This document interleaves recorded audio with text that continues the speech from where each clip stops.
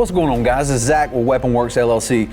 Look, man, since I started this business, I have accumulated a bunch of really cool firearms. So what we're going to do today is we're going to take 5 of my favorite subguns down and we're going to run them for 50 rounds apiece, and we're going to let you guys know what we like and what we don't like about each platform. So I really appreciate you guys being here, and I hope you enjoyed the video.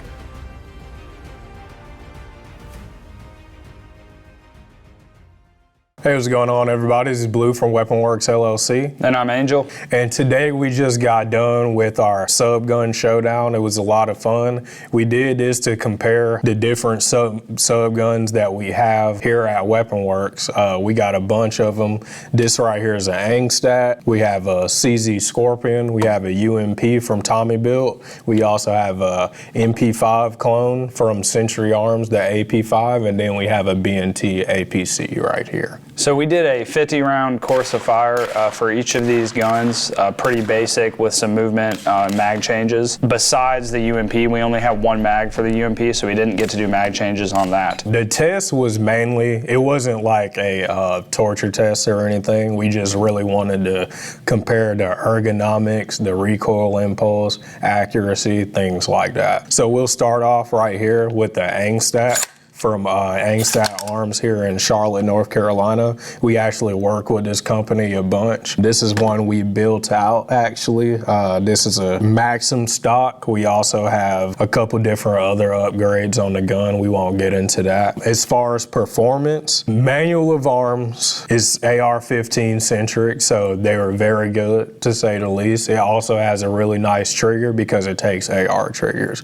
We put a Rise Armament 434, which we also sell at the store in here. It's a really nice trigger, around 3.5 pounds single stage. Only bad thing I would have to say about this, go ahead and let me know, Angel, what is it? It's the recoil impulse. So that gun is probably the least comfortable to shoot, the hardest to maintain a sight picture while you're doing a shot string. But like Blue said, the ergonomics on it were perfect, were fine, and the reliability as well. It was just, you know, the recoil impulse was the thing for that. It was also, I would say, the loudest gun that we had. These all had suppressors during the courses of fire, and we switched out one of the many 3-lug cans that we have on the table for this one, and it was pretty loud in comparison. I think the some of the gas is escaping out of the chamber when you fire it, but like Angel said, everything else but the recoil impulse was pretty good. Next, we have the CZ Scorpion right here.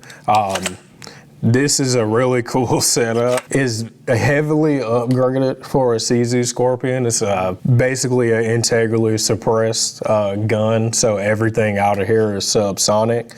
It shot really nice in comparison to the AR-9s, but not too nice in comparison to everything else. What would you say? Yeah, I agree. I would stack them up the same. And the ergonomics on that gun are really good also. But it, like Blue said, it does have some big upgrades compared to like a factory CZ Scorpion. Right, yeah, so I think we changed the mag release. There's a safety upgrade. Obviously, there's an ACR stock on here. So those are a lot different than what you would see from the factory, but with those changes, this gun came out to be a really solid performer. No issues at all, except it did not feed out of the magazine a couple times, so I had to do immediate action like 3 times in one drill, something like that, before it loaded. I don't know what was going on with it. I'm assuming the gun's just dirty or something like that, since that was the only thing that went wrong.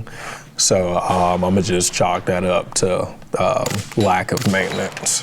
And one other difference, it doesn't have a charging handle like the AR-9, so you do have to operate it similar to MP5 with the forward charging handle.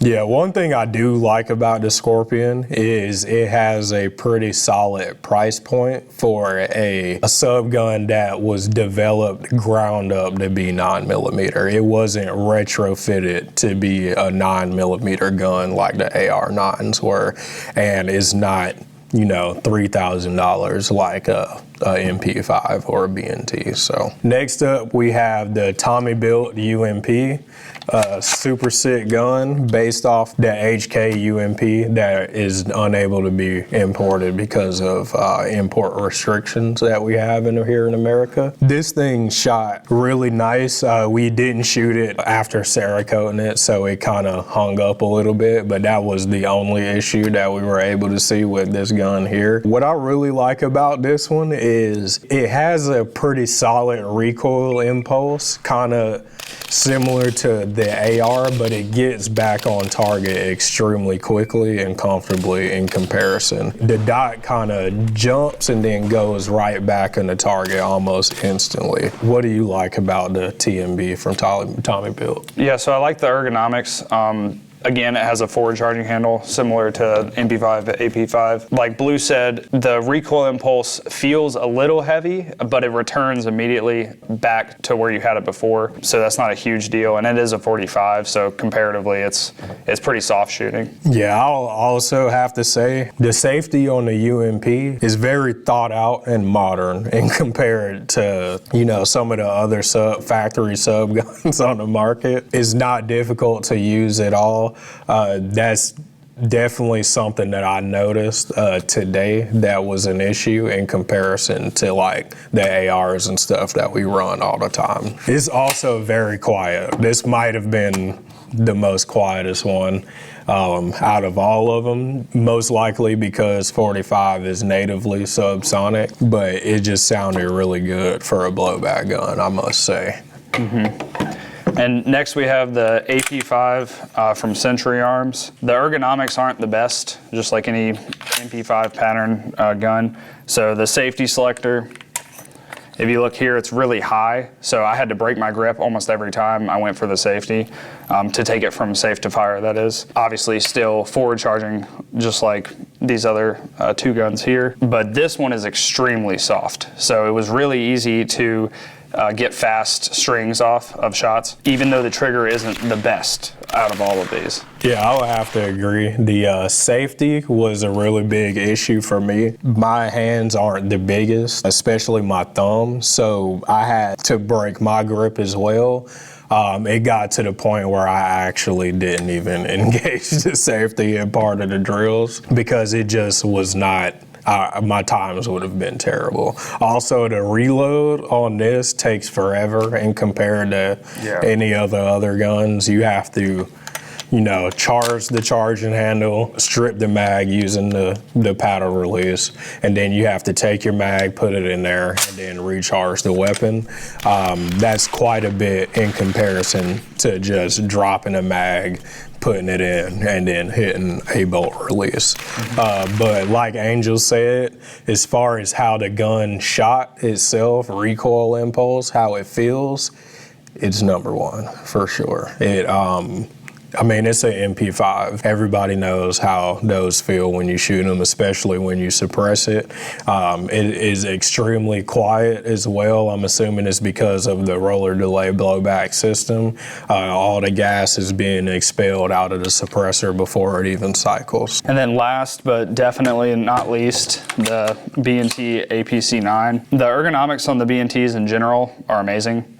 They're a little bit different than AR, but they're in the same like location as an AR-15, which is really nice. Ambi safety selector also, which the AP5 and the Scorpion do not have. Forward charging handle, but a really comfortable one. You don't have to move it up and lock it like the AP5. You just pull it and it's good to go. Recoil impulse, it's almost as good as the AP5. It's very close, and the trigger is one of the nicest out of the table.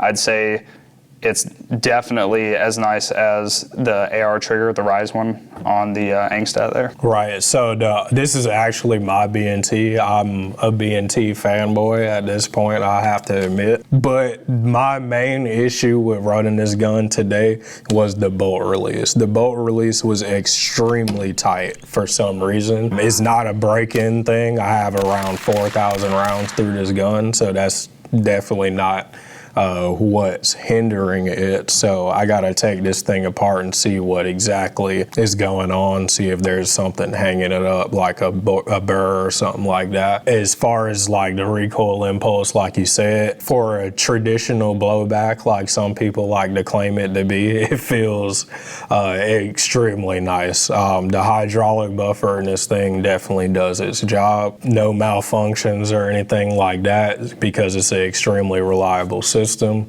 We had a B&T suppressor that we ran on it as well, and it sounded pretty good. Definitely quieter than the Angstadt that shares a similar operating system, so I definitely enjoyed that. But this thing is also probably the most expensive gun on the table as well. So all that being said, we really like these guns are just extremely high quality. We just wanted to give you guys a small comparison on what you might deal with if you get any of these subguns. Most subguns are based off one of these platforms at this point. The only thing we don't have out here is like the Rugers and, you know, less than operating systems and guns. Anything you want to say to close out, Angel? The B&T is worth the money. I would have to agree. Thanks. I couldn't help it. I'm looking at her like, Right. I feel like I didn't say enough nice things about her. So if you have any questions about these firearms or anything firearms related, you can come see us at 1433 University Drive, Burlington, North Carolina. Thank you.